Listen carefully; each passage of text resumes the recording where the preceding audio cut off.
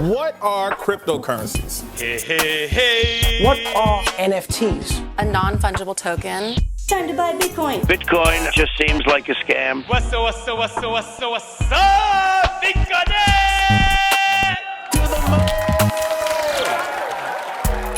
Hello everyone, welcome back to On the Ledger. This is your host Moil Sayed and I'm back once again on your weekly rendezvous from Paris. Today, we're talking about crypto accessibility and mass adoption with one of the hottest projects in town, Moonpay. Historically, the process of entering and exiting the world of crypto, the so-called on and off ramp, has been crammed with frictions. But not anymore. Moonpay provides a payment infrastructure for crypto that enables you to access the realms of Web3 in a fast, simple, and secure way. Or as Jimmy Fallon put it, Moonpay was like PayPal, but for crypto. The PayPal for crypto. And the good news is that Moonpay is now available in Ledger Live, meaning that you'll be able to explore its wide variety of options from within the security of your Ledger device. And we'll be exploring that in a minute. To do so, I'm pleased to welcome Ivan Soto-Wright, co-founder and CEO of Moonpay. We'll be joined by Jean-François Rochet, aka JF, Ledger's VP for Payments and Transactions. Ivan, JF, welcome to On the Ledger. How's it going? Amazing to be here. I'm excited to be on this rendezvous with you. Super happy to be here. Hello, everyone. First of all, congratulations to both of you on that integration. I'm pretty stoked to chat because, accessibility and security are essential pillars that this ecosystem is truly in need of. So let's get going. On the Ledger, Season 2, Moonpay and Ledger on the path of onboarding the next billion users. Here we go. So, Ivan, let's start kind of with the basics. How would you explain Moonpay to those uninitiated? Yeah, so simply, we think crypto is the biggest thing since the internet. Crypto is about making the exchange of value easier for anyone, anywhere in the world. The internet was around making the exchange of information easier. And so if we think that's going to happen, and we think that more and more value is going to be moving over this new language called the blockchain and the blockchain protocols that enable us to transfer this value seamlessly, then we need to bring as many people into this new reality as possible. So our job at Moonpay is we're building the backwards compatibility to the existing financial system. So that starts with debit and credit cards because there's billions of people that have Visa, MasterCards in their pockets. That means being able to turn on local payment methods for every single country. So in certain countries, being able to turn on bank transfers in every single geography. And we're just going to continue to build out this connectivity and do it in a way that converts and is as intuitive as possible for end users. Interesting. And, speaking of the fact that Moonpay is now available in Ledger Live, obviously, in terms of accessibility, it adds a lot of value.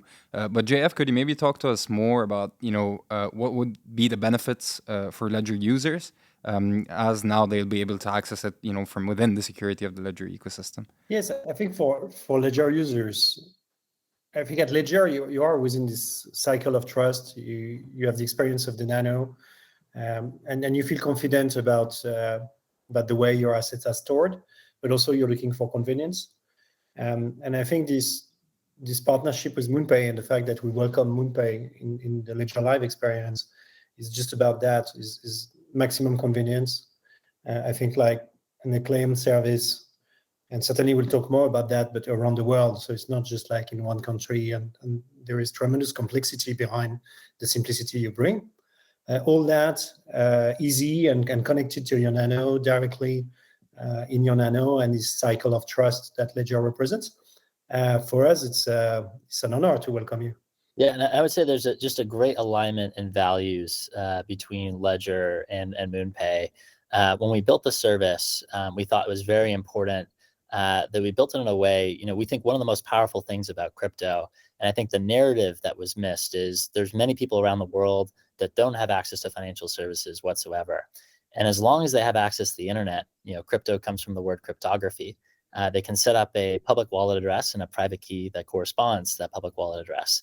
And that public wallet address, they can post anywhere on the internet and receive value from anyone. And so we really think the cryptocurrency wallet technology is really it's a big deal because it's democratizing more and more people around the world that were underbanked or underserviced into financial services. And so, for us, what's really important is people are able to take possession of their own private key. And so when we built Moonpay, we enable people in the onboarding flow to input their own wallet address. And there's obviously a lot of complexity to setting up your own set of private keys and your own wallet. And Ledger is really the leader in cold storage, and doing that in a secure way with a physical hardware device that I think it makes a lot easier for people to intuitively understand. And so, as part of my job at Moonpay of onboarding as many people into crypto as possible, it's great to have a partner like Ledger and be able to share the tool and the ability for people to actually securely self-custody their own private key. Yeah, that's a very interesting point you touch on there, and this whole ethos of digital sovereignty and decentralization and self-custody is something that has been there for years. But I think what kind of changed last year is the emergence of culture within the crypto ecosystem itself, and NFTs to be more precise. It feels like now this is kind of the Trojan horse that would enable us to basically put forward all of these values in a vehicle that would resonate and speak to everyone. And with that regards, Moonpay has been making waves with the current onboarding stream of some of the biggest names in the world of culture and entertainment into NFTs.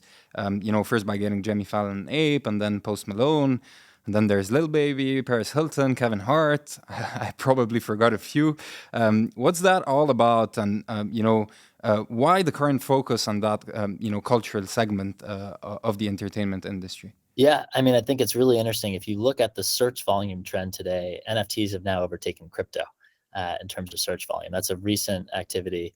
But I think for the first time, crypto is really entering the cultural consciousness. I think there's been a number of different factors that have led us to this point today. I think one of the really interesting things that we've seen is this emergence and this idea of metaverse. I think one of the big things that happened last year was Facebook changing its name to Meta. We can make fun of it, or some people like to give them a hard time about that name change. But I think it brought massive exposure and awareness to this idea of having a digital identity and having digital property associated with that digital identity. And when I think about crypto and our journey so far, Bitcoin is now over a decade old. I think Bitcoin has a very special purpose. I think other cryptocurrencies also have special properties that whether it's Ethereum and its smart contract infrastructure, or Solana with some improvements in terms of speed. There are all these blockchains that are competing to essentially be the new interoperable format for this movement of value.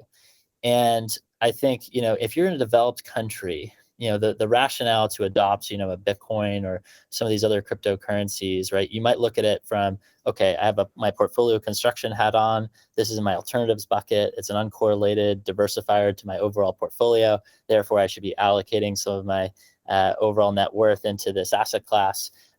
Or if you ask someone on the street, they might be like, YOLO, I was early on Bitcoin, I made money on Bitcoin, or I made money being in early on some of these assets, right? But I think it hasn't really penetrated everyday life, where we're using these cryptocurrencies to buy coffee, really using them in the sense of a currency. That really hasn't taken place over the last decade. I think there is a big opportunity for that in the future. I think especially with stable coins, I think one of the biggest challenges is merchants, right? Merchants don't want to necessarily accept currencies that are highly volatile, right? If they have to pay their bills, especially if they have to pay their bills in the local currency. So that's why I think stable coins will really make sense in terms of payments over the long term. But I think, the reality is, going back to it in terms of culture, other than kind of the gains that people have experienced by investing in this overall new asset class, it hasn't penetrated our everyday lives. And so what's so interesting to me about NFTs is the fact that, we can really tie NFTs to culture. We think that every artist, every musician, every athlete, every entertainer has very valuable intellectual property that we think will find its way into NFTs. And the reason why is there's just incredible economic incentives for them to do so.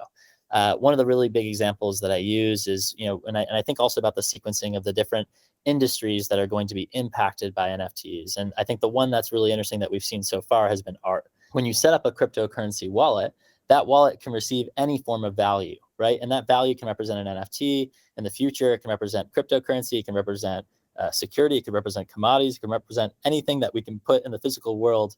and ascribe a value to it could essentially go into these cryptocurrency wallets. And so if we think that the future, as I mentioned before, is more and more transactions settling over these different blockchains, we think NFTs are indeed going to be the gateway that gets people onto this new format of technology. Got it. And even, speaking of on and off ramps, Moonpay recently launched, the world's first credit card NFT checkout. What does it mean for your different providers and as well as their users? Yeah, so we really thought carefully. One of the things that we're absolutely obsessed about at Moonpay is conversion, right? If someone wants to start or has the intention to start a journey, we want to do everything in our power to help them finish, right? And get to completion and ultimately get to the action that they were seeking to complete. And so, the big thing with NFTs, if you think about it today, it's still quite complex. If you want to acquire your first NFT, you have to go set up your wallet, right? You then have to top up that wallet with cryptocurrency. You have to make sure you have the right amount of cryptocurrency in that wallet. Then you have to interact with the smart contract. Then you take possession of the NFT. It's many steps, especially for the first time user. That can be very cumbersome. And so one of the things that we've been working on is how do we abstract or remove as much of that complexity and make that journey easier for first-time users. And so the new solution that we've built, one of the big components is we charge your card for the NFT rather than for crypto, which will have an impact on conversion, especially with major banks. And what we do in the background is we take our own crypto, supply to the smart contract, take possession of the NFT, and then put it into your wallet that you designate. And so we think that's going to have a major improvement in conversion in general. One of the big challenges is, there's certain banks that don't like you using your card to buy crypto. Not all banks, have that position, but if we can improve the conversion rate from the banking components of being able to charge your card for digital goods and taking care of that crypto complexity underneath the hood, we think that's going to go a long way in terms of improving conversion, and then also just reducing the number of steps, right? So you can claim it into your wallet after you make your purchase versus before. So again, it's just, for us, goes down to, we've done many different A/B tests and all different scenario analysis of how do we make that journey simpler, and that was a response with our new kind of checkout solution to that problem. Yeah, it's pretty interesting. It feels like the next step is having this feeling of dealing with a Web 2 experience on the front end with a Web 3 back end. So basically, swiping a card and being able to buy an NFT. That feels like the future, to be honest. And JF, back to self-custody, which is basically at the core of the ethos of this ecosystem. But it's also kind of fair to say that it's intimidating to newcomers. And if you're not dealing with NFTs, I think, I don't remember exactly the data, but I think like 80% of the crypto, of the world's crypto is being custodied on exchanges. How do you see kind of that evolution coming from, being able to provide this infrastructure to enable people to trust themselves, to hold their own keys and custody their assets, because if we're not able to do that, it feels like we're going back to a centralized model to some extent. I think this has to do with this vision of delivering something meaningful to people's life and changing life, and delivering the promise of crypto, which is not, as I was saying, it's not about trading on the promise of crypto and making money out of the future. It's delivering it. And that has to do with self-custody and not with a Potemkin village of crypto where you think you do crypto, but it's not crypto. It's back to the same old thing. And I think we know what happened with Web 2.0, where it was the promise of, okay, we all interact, we are so social and everything is great. And then where do you end up? You end up with something hyper-centralized where even data is confiscated. So that's about succeeding in doing this revolution. And having the entry point for what is the world of today and the financial world of today, and also a point of interaction is a necessary condition. So I think what you're doing at Moonpay is absolutely essential to delivering the use case of crypto. Trusting yourself in many countries around the world, it's not an option. It's the only thing you can do. So self-custody is obvious for people. It's not necessarily the most wealthy countries, but they're often paving the way. Trusting yourself, we talked about art and NFT. It seems obvious too. There are use cases around gaming. And there are in every country, even our overserved market, there are communities for which like trusting yourself is not an option either. Because you have to be financially autonomous, because financial freedom is difficult for you. So I think we see all this happening. And for this to happen, we need to bridge with the existing world and the world of tomorrow. And I think a point of observation, looking at what happened before, this is happening. This is happening for real. Like cash has disappeared in so many markets. To the benefit of what? To the benefit of something relatively classic. But if we made cash disappeared in Scandinavia and in Kenya, well, I think the crypto revolution is on, and this is happening in the same way, and it will happen very fast. And certainly communities to which it's a need will show the way. Yeah, that's a very interesting point. And you said a word there that kind of clicked with me is the word bridge. And I think that bridge is kind of a word that basically defines what Moonpay is. It's the bridge between the traditional finance and the decentralized realms of Web3. But even the question that naturally comes to mind is, what are the challenges of being such bridge? Because, I suppose regulation could be a big one, but what else is there, and how are you approaching that? Yeah, so obviously, it's highly complex operating in every, our ambition is to operate in every single geography where we're legally able to do so.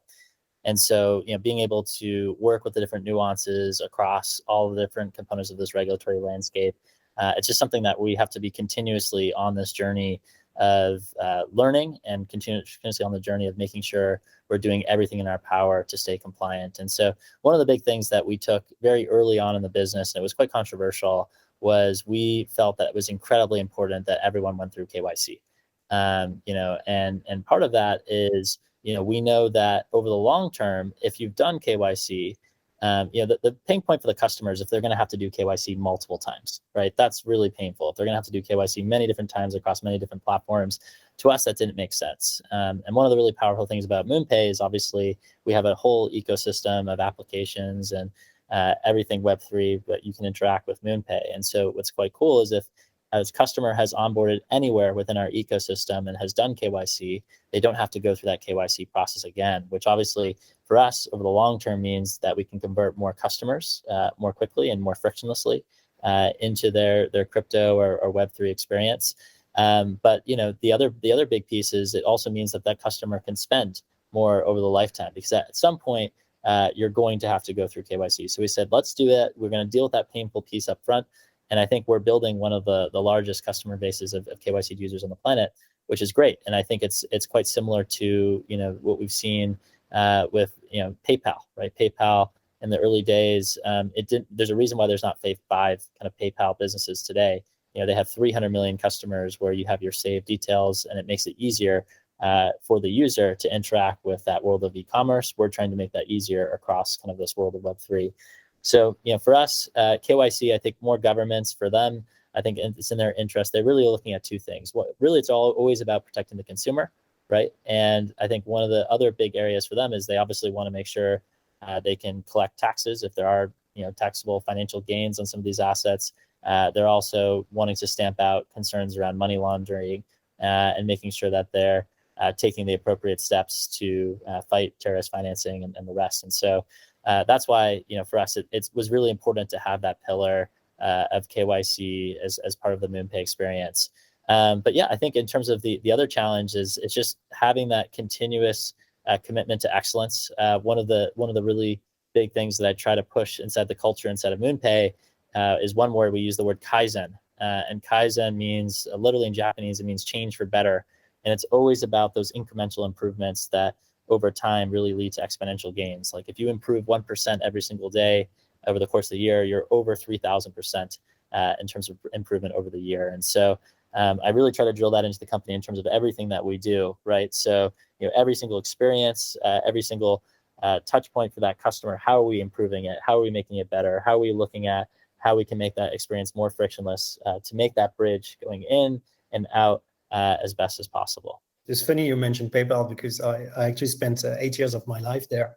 And one thing I know is that what you're doing behind the scene is extremely complex. Not only you're in like payment business, but high risk payment is the most difficult thing. So the way you make this complexity disappear to the benefit of customers, it's it's super impressive already. It's super hard, and you need really people who are super specialized in subjects that are so technical, depends so much on the financial system, on banks, on stuff that was built sometimes in the 70s. I really admire the way you do it, and I think you do it also with the hype and the simplicity of a brand more like Venmo. So that's super cool, and really congrats on doing that, because it's quite a performance. I appreciate it. Yeah, I mean, I think there's obviously underneath the hood, as you mentioned, there's tons of complexity. You think it would be simple, right? Like, we just want to go from fiat into crypto, or we want to go fiat into an NFT, but there's so many different steps underneath the hood. And that's why really, when I think about it and I step back from it at a macro level, it's really just this giant optimization function. And you have to you have to realize that you can never be complacent, because it's never going to be perfect. And there's going to be constantly tweaks and tweaks and tweaks and tweaks, different vendors that we can plug in, different ways that we can get more optimization, more conversion. There's obviously one of the things that you mentioned, which is really interesting, is really this whole discussion around fraud. That's one of the biggest challenges that, we face at Moonpay. Is the reality is we have to reconcile a non-reversible payment system, which is the blockchain. That's part of the beauty of the blockchain, is we're trying to cut out a lot of the intermediaries and all the back office costs of trying to do reconciliation. That's one of the biggest costs for the traditional legacy banking system today, is reconciliation. The blockchain does solve that. We have now this universal source of truth that cannot be altered. However, that comes at the price when you're trying to interact with the legacy financial system of systems that are in fact reversible. So when you use your debit and credit card, or use your bank account, that customer at any point can say, hey, I didn't make that transaction. Sometimes they call it friendly fraud, which is not friendly at all. I don't know why that became the classification for this, but friendly fraud is, a customer can knowingly just say, hey, I didn't make this transaction. And then we have to deal with the consequences of that chargeback, disputing that chargeback. Thankfully, we typically win those chargeback cases, because we have indisputable proof over the blockchain that asset was actually, in fact, delivered to that end customer. But, it's a huge admin burden, right, that we have to deal with on a regular basis. And, we also have to deal with, there's obviously issues that customers face, where sometimes they, are dealing with bad actors. And so we will have to, investigate, put all the work around making sure we can reconcile and resolve those cases. And so, fraud in general is a heavy lift, and we want to take as much of that pain out from any of our partners. And so we said from the beginning, it made sense that if we could have the intelligence of really doing this at scale across many different transactions, we were going to get better and better at being able to come up with models for us to do it better and better, because you really need that data.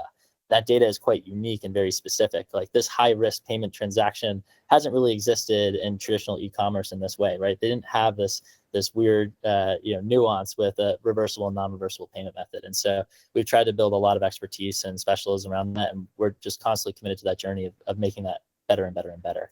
But yeah, that's one of the biggest challenges that we face at Moonpay. I think the most difficult thing in your business is to say yes. It's not to say no. And I think when you want to buy crypto, for many people, it's a difficult experience. And the fact that you're about saying yes to the maximum of people who are well-intended and well-legitimate, I think this is the essence of the great experience that you provide. And in so many cases, people are saying no, almost all the time. Then it becomes, of course, an easy type of business. But enabling people who are in need around the world of getting into crypto as soon as they are legitimate is very difficult. And so maybe you can mention a bit that, like this capacity of saying yes to always more people in a legitimate fashion. I think it's really something you're doing really well.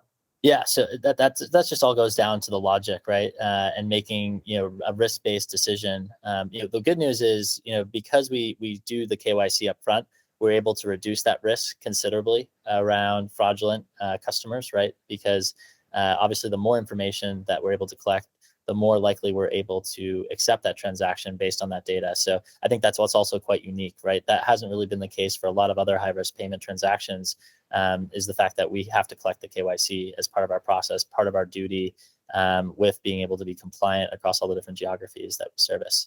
Yeah, lots of things to be done there, and lots of things you're doing, and you've expressed a great ambition about onboarding 1 billion people onto crypto by 2030. How are you going to be doing that? Obviously now you've got a set of different services and functionalities, but I suppose you'll be building on top of that. Can you give us any sneak peeks? Yeah. So everything comes down to, I'm really obsessed with understanding like distribution points, right? Like what are the distribution points that are going to take us to 1 billion people? And so first you can look at the set of distribution points in terms of like the core infrastructure, which is, obviously if we're trying to bring all these people in and building the backwards compatibility, what are all the different payment methods that we can tap on? And obviously Visa and MasterCard, great, because it's billions of people that already exist on that network. And then you can kind of go country by country and say, okay, what is the penetration of debit and credit cards in this geography? What is the penetration rate of these other payment methods? And prioritize, and for me, one of the most important principles that I use in business is 80-20 rule, right? Where am I going to get 80% what are the 20% of activities I can do that get me 80% of the results? And I'm constantly just trying to figure out, and then also kind of plotting what is the ease of me being able to implement something versus the impact, right? And so constantly plotting on that and saying, okay, this is the payment method that we're going to turn on next. This is the geography that we're going to go into next. And so we have, obviously a massive ambition of bringing 1 billion people over the next decade into crypto. So it's okay, we're going to have to turn on every payment method in every geography where we can legally do so, and do that and implement it with the very best conversion possible. So that's one component of it. The second component of it is where are the places and distribution points where people are going to want to interact with crypto. And so for us, that's been obviously working with cryptocurrency wallets. That's obviously a natural extension is things like Ledger, where we can top up the Ledger wallet directly, where you have many people on these devices. That's going to be hopefully an incredible distribution point as your business continues to scale and grow exponentially. We're obviously on that journey with you to have that as a distribution point. Also trying to understand where are people going to be interacting in this new world of Web3. So places like OpenSea, which is one of the largest NFT marketplaces, or some of these new DeFi platforms like Uniswap, where people are starting to explore with decentralized trading. Where are all the different use cases? Those are ultimately the places where we need to think about distribution points in terms of installing our infrastructure. So we need to be close to the ground and constantly watching where are people going to want to interact with crypto and interact with Web3, and make sure that we're there to help them on that journey of making that infrastructure and that journey easier to go from fiat into this new world of Web3. So those are two things. Yeah, no, makes absolute sense. And I think, when you think about the future, there are many things that need to be tackled. And I think, accessibility being at the core of the whole issue with, self-custody, security, and all the services that are currently being developed by the different, projects around that ecosystem. And, speaking of the future, JF, if I ask you, what excites you the most about the future, what would be your answer? Well, to me, the most exciting thing I would say is I think it's when you will have turned all fiat into crypto, because it's going to happen. And again, I think I have the chance at Ledger to work with people who are based in country around the world, and talk to them like every day. And when you're closer to markets and to markets around the world, you take this perspective and you just think like, okay, this is really happening. This is the change, and it's exciting. I think it's a change that we have to defend and make sure it's happening in the right way and in the hands of customers. So security, self-custody, I think is super important. And it's much simpler than what people think. It's just like getting control of your own destiny, that what is yours is finally yours, and starting to operate in this new world. So we already have digital lives. I think we need this digital currency, and it's happening. So that's great. Okay, what about you, Ivan? Well, really well said, Jeff. I love this idea of the world where all fiat has been turned into crypto in the future. I definitely see it coming. I think from my side, when I step back from everything, I really think about the purpose, the vision, the mission, what gets me excited every day to wake up and work on what I'm working on. And for me, when I look back at my kind of career trajectory and my journey, I've really been fascinated by this idea of democratizing access to value. Like, how do we get more and more people to become owners? Like, right? I think a lot of people, they have salaries, they're paid in a particular currency. That currency can be inflated over time. But the idea is like, how do we help people build wealth and help take control over their financial futures? And I think part of that comes back to really, the ethos that's behind crypto, which is power back to the user, power back to the individual to be able to take control and ownership over value, right? And value can be described very broadly. That value can represent a lot of different things to people. It can be currency, it can be in the form of a digital collectible, it can be in the form of a security. And so, for me, this idea that there's billions of people around the world that don't have access to value, that hasn't been made simple before. And now we have the technology to do so.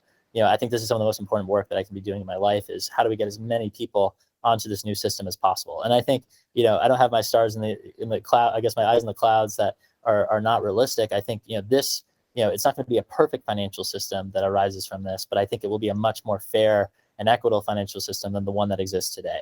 And so I'm super passionate about trying to accelerate the movement into this new world of Web3, this new digital economy, and enabling more people to take control and ownership over their financial future. Yeah, it's super inspiring. It's all about digital sovereignty and, to both of your points, being able to own that value. It could be data, to Jeff's earlier point about, being able to own your data and monetize it, moving from Web 2 to Web 3 and being rewarded for your participation.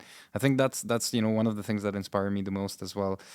So let's move to the darker kind of side of things. Jeff, what about the things that worry you the most? I think what we're offering today is to tell people, okay, control your own life.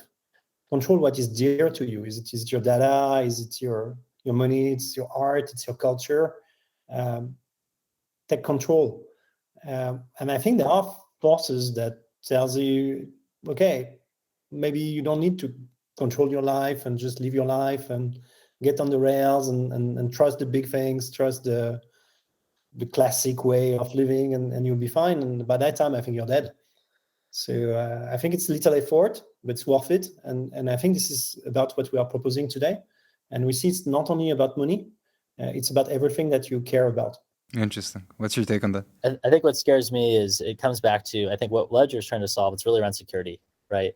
There's a big amount of responsibility when people take possession over their private keys and become their own banks to a large extent, right? And so making sure that we set up the appropriate safeguards and protections and enable people to recover their assets and making that user experience better. That's something that I think we still have a lot of improvement, and a lot of it is around education and the awareness and constantly, I guess, being committed to making that easier for folks. And then I think in general, with any new technology wave, I think what's unfortunate, I mean, we've seen that in the past, with other kind of disruptive technology cycles, but you do have bad actors that enter the ecosystem. And so, unfortunately, you have to just try to do your very best. And if that comes back to, lack of education, improving education for everyone to basically understand how to safely interact, not to trust their private keys with other people, not putting them up online for people to see, not trusting websites and, linking their wallets to websites that could be phishing them. Those are the things that really, it's upsetting to hear when a new, you probably have friends or heard of friends that have, been subject to an attack or a cybersecurity threat or hack. And that's really sad to hear, right? And in a lot of cases, it's they haven't been around the space, and so that they can be taken advantage of. And so, I think it's our duty as leaders of companies in the space to try to do our best to try to educate and inform people to have a safer journey when they're interacting with this new ecosystem. I think it's very, very complementary, one to the other. I think you're preventing the bad guys from entering the system. And in case some would have already been here from before, they are protected by the security that we bring. So I think it's a nice association. It's time to move on to our last segment of the show. This is Free for All. So for this last segment of the show, I've actually decided to share my power with you. So you can have the possibility to ask each other a question each. This is kind of our own way in participating in decentralization. Feel free to go first. Okay, Jeff, I guess my what's the best story from your time in crypto? The best story is talking to my colleagues in Argentina and in Turkey about the importance of crypto for them and around them. And that's the moment I fully realized, like, okay, this is unstoppable. And this is super useful for people. And there is a network effect. I think many times we see, okay, let's trade a little, you're in front of your computer. But when you realize that for people, it's almost everything they have that relies on crypto, we have a big responsibility. And so that was my best moment so far. I'm very much into this topic of countries. My question will be about countries. So far, for you, what's the most difficult country to operate in, and how do you approach that? Yeah, so unfortunately, there's some countries that we're just completely blacklisted. We do not support on Moonpay. that are on the Financial Action Task Force blacklist. So we just don't operate in those countries, full stop. Obviously, one of the countries we'd love to be able to operate more in is China. It's obviously a huge economy in China, and I think a lot of those folks in that country obviously are obstructed by currency controls within the country, and so there's obviously a big opportunity there. But I think they've taken a particular pitch position and stance on crypto that I think makes it very difficult for any outside of China controlled interest company to operate. So Google, Facebook, all the other tech giants that we built in the Western world haven't made it to China. So I think it would be hard for us to operate in that particular geography.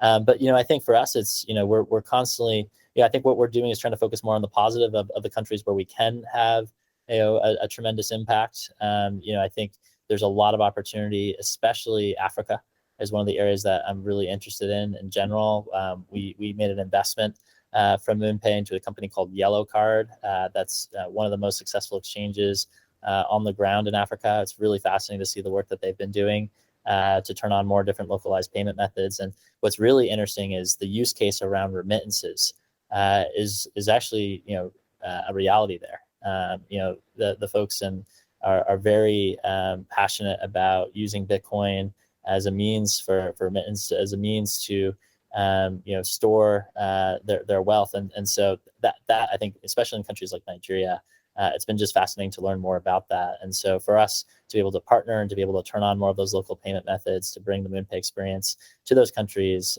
gets me super excited. So hoping to do more work in Africa this year. The other geography that's super interesting to me is Latin America. Again, I think that's another continent where a lot of the countries have faced challenges with their financial systems. In a lot of places, they've seen cases of hyperinflation. They've seen that in their history before, so it makes sense for them to adopt cryptocurrency more quickly. So I think it's those countries where they're going to leapfrog, where they don't have the legacy financial system already in place. A lot of these people don't have banking, full stop. If you look at history, one of the other interesting things around mobile payments, if you study mobile payments, was what you saw in Kenya with M-Pesa, right? It actually started with people trading phone credits around. It wasn't like an intentional service that was built. It was actually people were just trading their phone credits, and they were using that as a form of currency. And then that eventually led to development and creation of M-Pesa. So they basically bypassed the whole creation of having physical bank branches. Obviously, it was also a security issue to try to set that up in the middle of Africa. And so I think that's really interesting, is to look at these geographies where I think they will be the early adopters and movers, and where you're going to see cryptocurrency actually pervade everyday life and everyday society. Yeah, I love that. Banking the unbanked. So any last words before we wrap up? It was a great rendezvous. Hope to be in Paris soon, and just honored to work with Ledger.